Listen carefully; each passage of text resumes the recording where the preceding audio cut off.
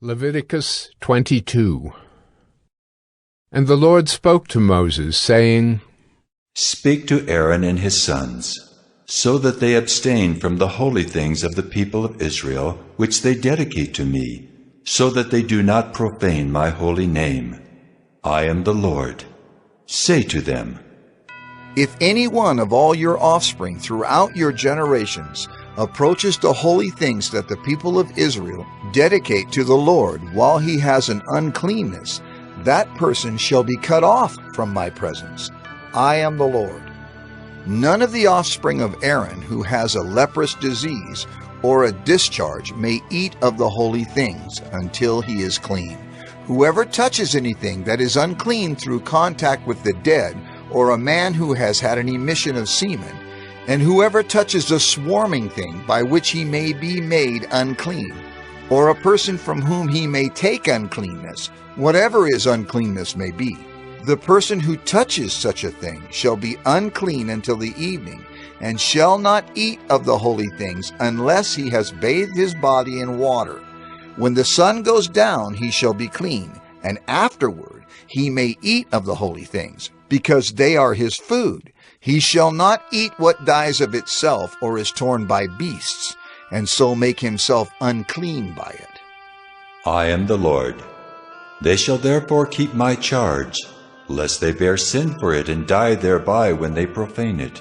I am the Lord who sanctifies them. A layperson shall not eat of a holy thing. No foreign guest of the priest or hired servant shall eat of a holy thing. But if a priest buys a slave as his property for money, the slave may eat of it, and anyone born in his house may eat of his food. If a priest's daughter marries a layman, she shall not eat of the contribution of the holy things.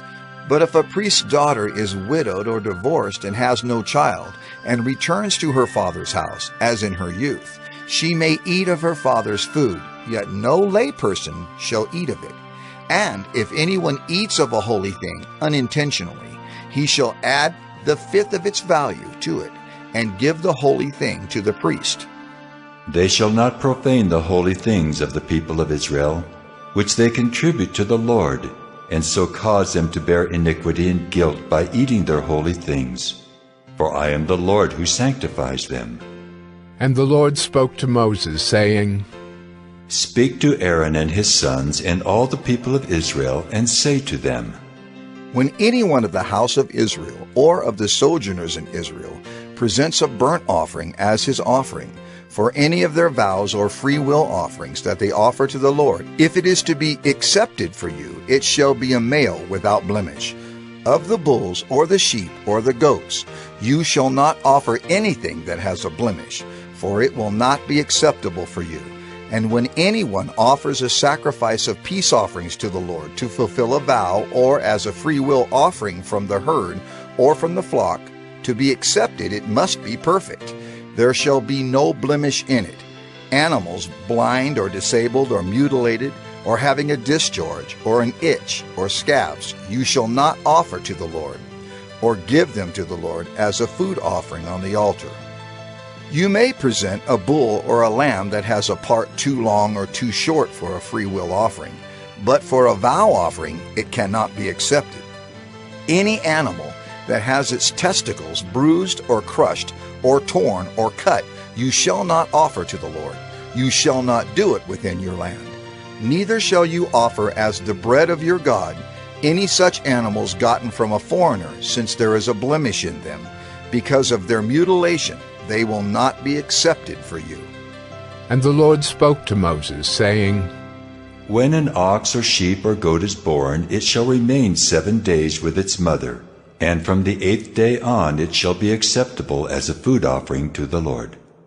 But you shall not kill an ox or a sheep and her young in 1 day. And when you sacrifice a sacrifice of thanksgiving to the Lord, you shall sacrifice it so that you may be accepted.